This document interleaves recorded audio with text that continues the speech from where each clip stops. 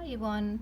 Today we're going to do some guided reading based on this story, A Tale of Two Feathers.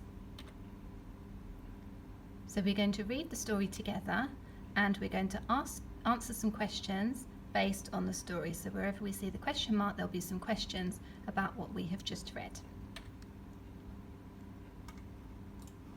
So have a look carefully at the front cover. What do you think this book is going to be about? Remember, when we look at the front cover and make predictions, we can look at the picture clues, and we can also think about what the title of the story is, A Tale of Two Feathers. What could that mean? What could that be about?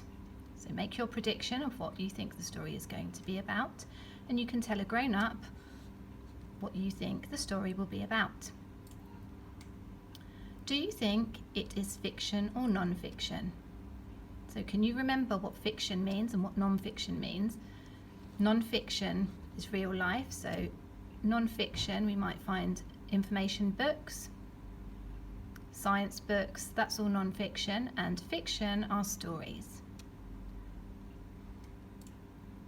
Who might the main characters be? So you need to make a prediction again based on the front cover.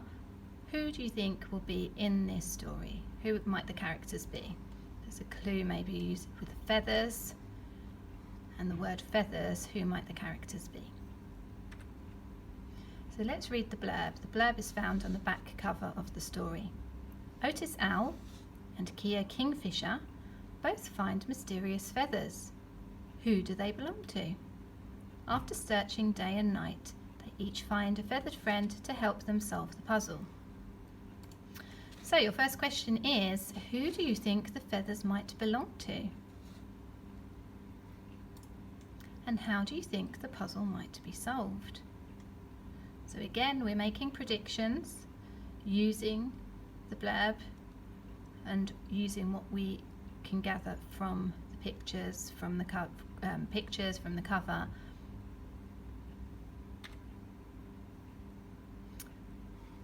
So let's have a little look here.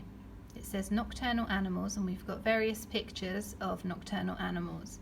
I'll read through them. We have a barn owl, a nightingale, a nightjar, a corncrake, a hedgehog, a polecat, a fox, a badger, and a dormouse. You might recognise some of these animals. What does nocturnal mean? So again, there's a clue. There's the moon and the night sky. What is a nocturnal animal? So what does nocturnal mean? Can you spot any of these animals in the book? So we're going to read through the story and you're going to look carefully to see if you can see if any of these animals appear in the story.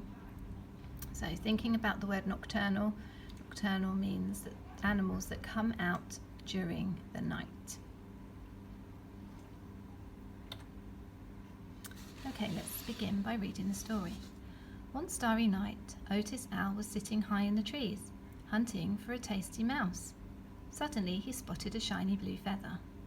I've never seen this sort of feather before, he thought. I wonder who it belongs to. So why is Otis Owl awake at night time? Why do you think he might be awake at night time? What's the reason?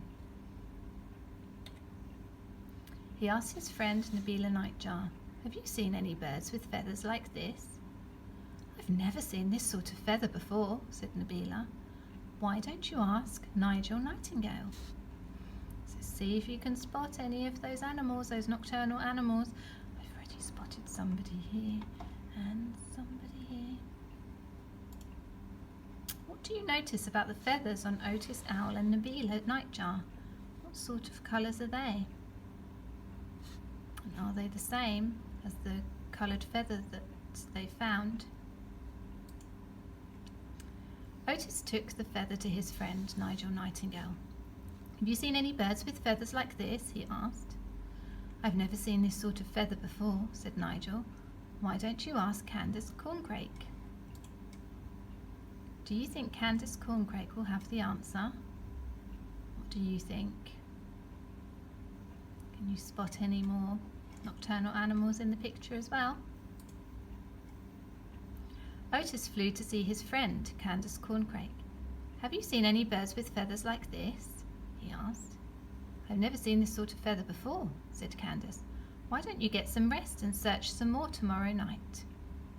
The sun was starting to rise and the night was nearly over. Otis returned to his tree and settled down to sleep. How does Candace know that it's nearly time for Otis to go to sleep? So look at the clues in the picture. Remember that we were talking about nocturnal animals, so animals that come out at night. What have you noticed here? What's coming up?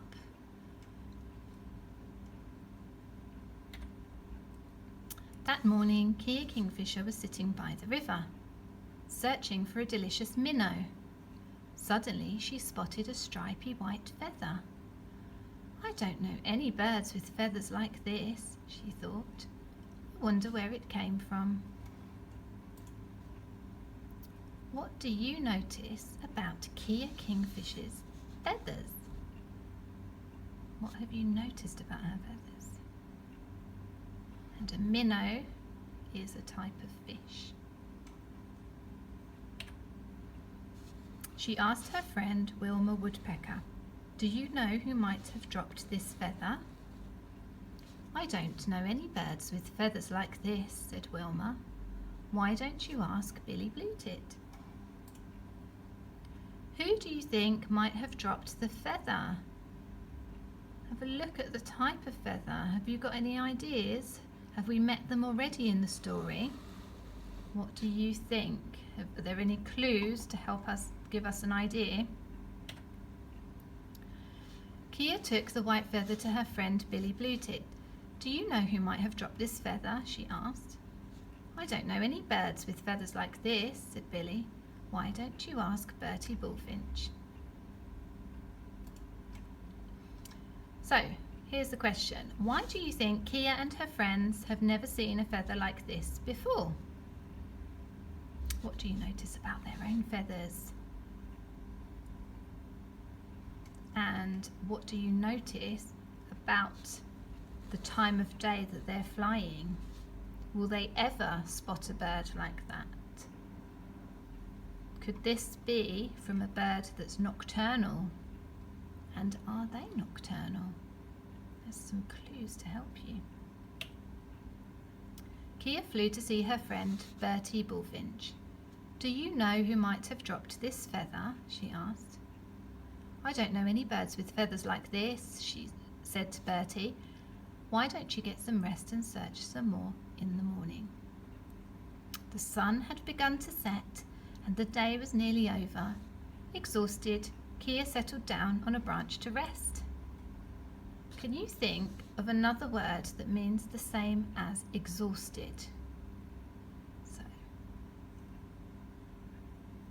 Kia is very, very exhausted. She's been flying all day searching for who that feather might belong to. Can you think of another word for exhausted? The sun disappeared and the forest became dark. Otis woke up, ready for another night of searching for the mysterious bird. He stepped out of his nest and was met by the most unusual sight.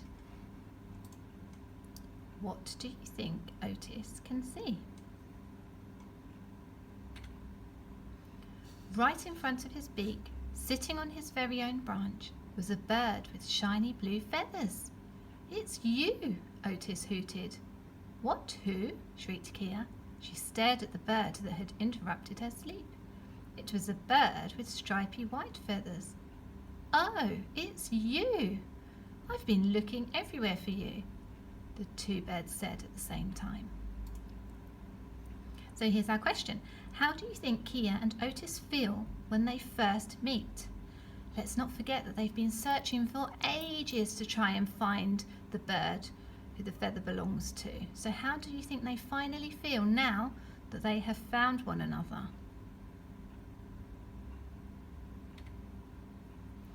What are you doing out at night? Asked Kia.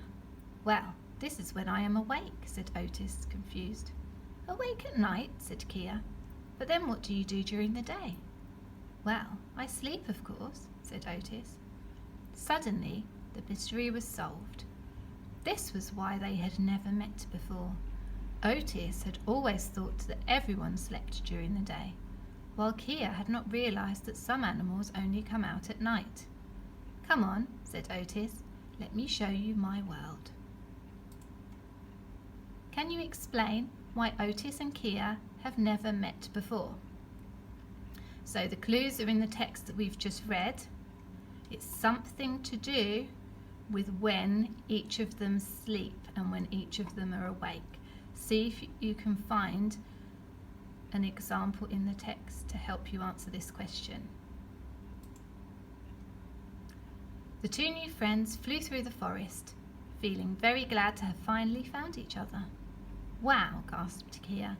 "Everything looks so different at night time." "I can't wait to see what it looks like in the daylight," said Otis. "Let's meet again tomorrow," suggested Kia, "and I can show you my world." Why do you think everything looks different at night time for Kia?